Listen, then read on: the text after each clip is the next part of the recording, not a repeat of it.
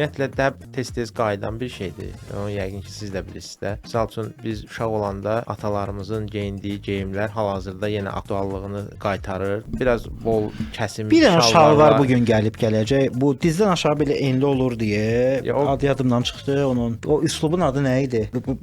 Topuq tərəfində enli olur. Trapez. Ay sağ. Bax üzü ora gedirik yavaş-yavaş. Onu yəqin ki, ona gedirik. Hə, Çünki ora hal-hazırda gedirik. belə Axırıncı deyək nə də, vaxt bu il- olub bu? Bir o 15 il əvvəl, Çox 20 il olar, əvvəl bəlkə var də idi. 20 il. Mən Hə. uşaq idim hətta o elə bir şeylər dəbdə idi. Hə.